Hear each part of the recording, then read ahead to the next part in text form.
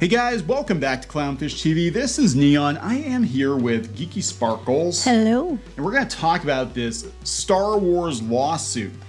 Yeah, no, I want to make it clear right from the get-go that they are apparently canceling or shelving like Kevin Feige's movie and stuff like that. However, this lawsuit had absolutely nothing to do with that because I see people like trying to conflate the two and they're not related. They were announced at the same time, but they're not. It wasn't related.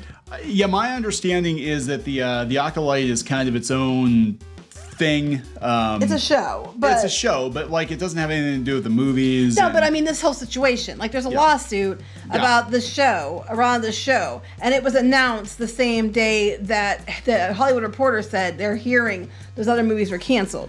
But that hasn't been officially confirmed. But beyond that, it was just coincidence. They were announced at the same time, like this was filed the same time that was going on. One has nothing to do with the other. Yeah, but the hits keep on coming. There are a lot of weird things going on at Lucasfilm right now. And look, Disney in general deals with lawsuits every damn day. From disgruntled employees, from people claiming that they stole their stuff, from people they actually stole stuff from, trying to but this is kind of a big one. And it looks like, I mean, in my opinion, I think she has grounds. All right, so we're going to talk about this lawsuit over Star Wars. Before we get into any further, please subscribe for more pop culture news, views, and rants, guys. Over 297, almost 300,000 subs. Thank you so much for the support. Hit the subscribe button. Like us. Please like us. Somebody has to like us. We want 300,000 of you to like us. So yeah, you can kind of leave this one because you did a story on piratesandprincesses.net. Okay. So again, the same day that the Hollywood Reporter had said that those movies are supposed to be canceled or shelved, okay, Patty Jenkins and Kevin Feige's movies like that, this lawsuit was filed, okay? They're not related. I just want to make that clear because I see people running that they're related and they're not. So what happened was I guess this Karen McCarthy is suing Lucasfilm. And the reason she's suing Lucasfilm is because she was brought in to be a executive producer on The Acolyte. So what happened was when Disney was courting her Lucasfilm was courting her for that, Apple was also looking at her for another show they were doing, which is that sugar show with Colin Farrell? Yeah, Farrell, and it's like a PI show and stuff. So they were both coming out at the same time. They both wanted her to lead their shows, her to be an executive showrunner or whatever. So what happened was she decided to go with Disney. And then Apple hired someone else. So she had got a letter sent to her agent, okay? And it was a broad strokes agreement, basically meaning that here's what we're offering. And they gave her allowance for UK hotels and per diems and all this other stuff on April 11th, okay? Right. Last year, I'm assuming. Then she apparently accepted the offer. And then she went to work for them for, I guess, a couple days, or she was a couple weeks into it. And then they just, for no reason, according to McCarthy here, they just fired her. They said 2 weeks later, without explanation, without reason, without justification, Lucasfilm told McCarthy it wanted out of the deal. There's a 12-page filing. By this time, the Apple offer was gone. Apple had to move on and find another executive producer for Sugar. Now she has neither deal and she's out lots and lots of money. Okay, I'm just going to step in here real quick as someone who's dealt with agents and been in situations. We've been in situations similar to this where sometimes they just nope out. They give you an option or whatever and they nope out. I don't know if she's going to win this one because they probably, knowing Disney, had the option to back out up until the very end. Here's the thing, though. They gave them the agreements and stuff like that. So they have in writing where they agreed to this, apparently. And then they said they would give her $5,000 for the one day she worked. She had this agreement for probably, a lot of money. Right. To run the shows. I guess they said it was $1 million she's going to be out over all this. Yeah. And then they get rid of her after she's already there, after it's already started, after she agreed to it. And they're like, oopsie doopsie, we're not paying you. Yeah, it sounds to me like just overall what is going on here is that there's a lot of backpedaling going on at Lucasfilm right now. And I think this has to do with Bob Iger. I think this has to do with that proxy war.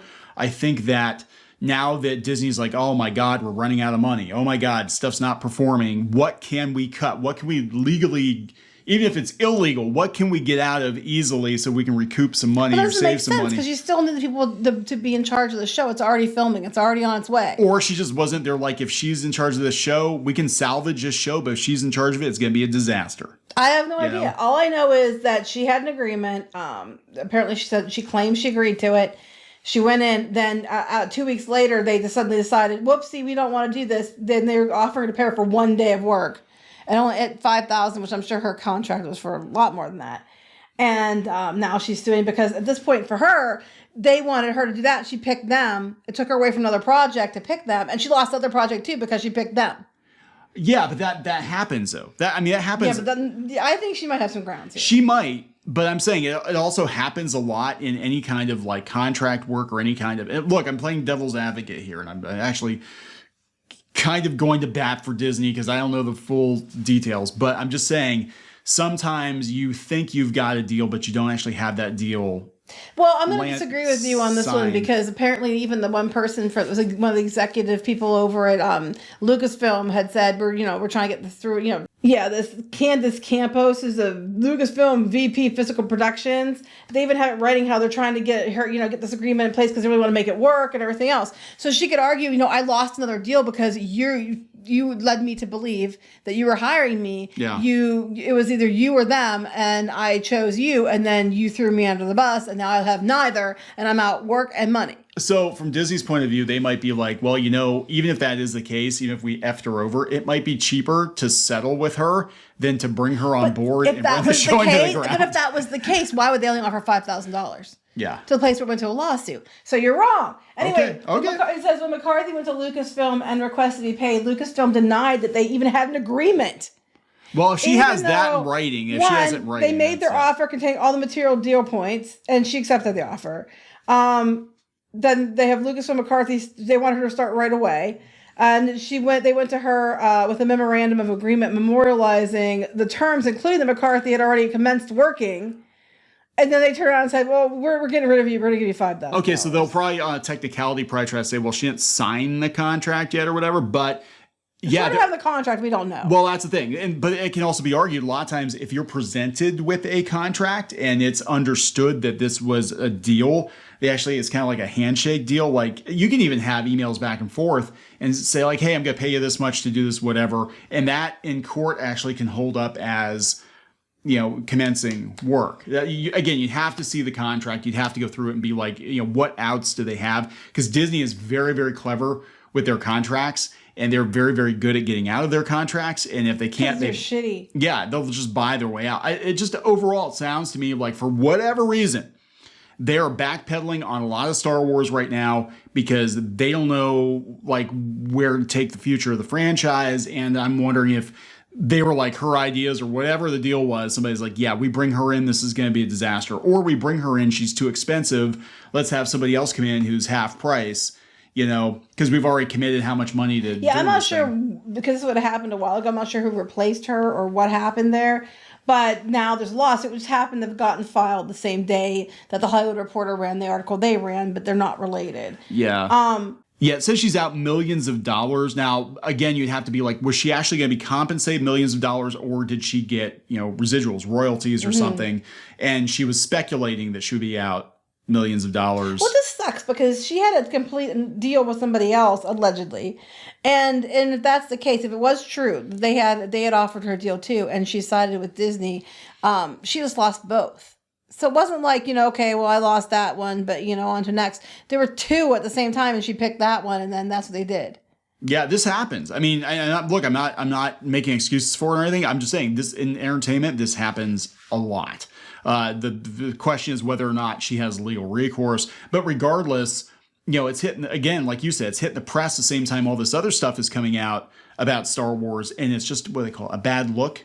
It's a bad look for the brand. But they're not necessarily related, yes. Like nobody seems to know what the hell is actually going on. Lucasfilm, they're, supposedly they're going to announce some more stuff at Celebration, but it looks like the future of Star Wars for the immediate future is just going to be TV shows. Well, they're supposed to be doing movies, and then you have Filoni out there. I think it was Filoni. I remember Favreau. I can't remember. One of the two were out there talking about how, about moving forward with films, and there's been talk about continuing down the path with, after the Disney sequels.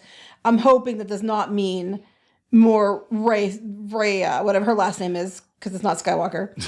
Palpatine. She's not even Palpatine. She's a freaking clone of a clone. She's a knockoff of a knockoff.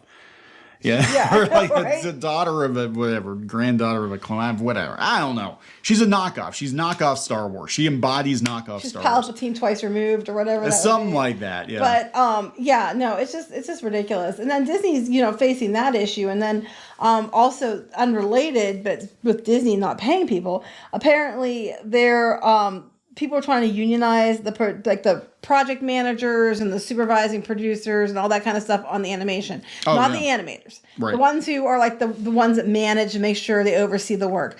They're trying now to get a petition to get Disney to recognize them as part of the union, the animators union, and the IATSE or whatever. Yeah. And they're trying to get recognized for that as well, because they think that they should have better hours and retirement and how dare basically, they? but more money and more, security in their job. Okay.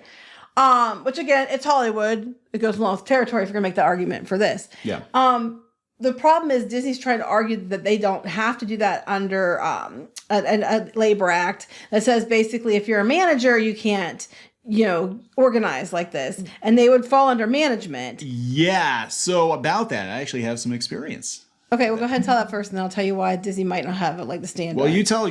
Well, they're trying to argue that, which you'd give them that. Okay, fine, that's by law. However, IATSE is going on about how they represent the same kinds of people at other studios, including 20th Television Animation, which is now owned by Disney. Yeah, that might not work out very well because they have precedent at that point. That's what they're arguing. Anyway, go ahead. All right, so here, I feel like I should pull this up. All right, well, here's the article on piratesandprincesses.net. You can go out there and read. But in this case, now, I don't know California law, but at the time I was in Pennsylvania, and we had something like this happen where we were working for a publication. I think California law would be a lot stricter. I'm sure it would be. But people working for a publication wanted to unionize. We had some people that were working in the office that were production people that wanted to unionize, or they contacted, labor relations and all that. And we had people come in and they interviewed everybody. It was a mess. But the one guy said that he was basically considered a manager, but he didn't have anybody underneath him. So they called him a manager so they could pay him salary. Mm-hmm. And I guess he managed freelancers, but that's not like actually having staff. So in his case, they had to actually make him, if I remember correctly, they had to make him hourly. So they had to pay him overtime because the overtime was non-negotiable. It was like, you've got to be, and I know because I worked the same shift as he did, you got to be here 16 hours to 18 hours on a Monday. Mm-hmm. That's how it worked all the time. Yes, it's true. And that was not because of us. That was because of the salespeople for this publication. That was their deadline to get ads in. And they would come in, I swear to God, at the end of business, which would push everything back like 6 hours, And then they get to go home. They get to go home. They basically would come in, drop off. Here's a full page ad that we, landed today. Oh, that's going to mean that you have to add, 4 to 8 more pages of content to the publication. Sorry, not my problem. I'm going to go home with my wife and kids and have dinner. If you were salaried, they expected you to work all those extra hours that you now are put behind for free. Yes. Yep. And not free, but part of your salary. And this was an ongoing issue, and the guy I worked with actually complained about it. And this was going on at the same time they were trying to get the pressmen were trying to unionize too.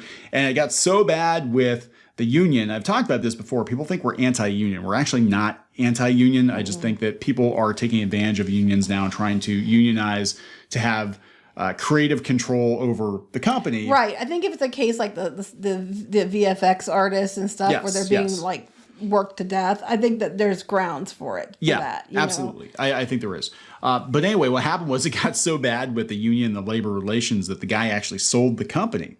He sold the company to somebody else, and they basically just reset everything. And I don't know exactly. Yeah, and then they printed the stuff for him. They did. He basically contracted to his old company. He kept the rights to publish the magazine, and then he sold off the printing division, and then he basically just paid his old company to do his. Right. But he wasn't bound by the same rules at that point.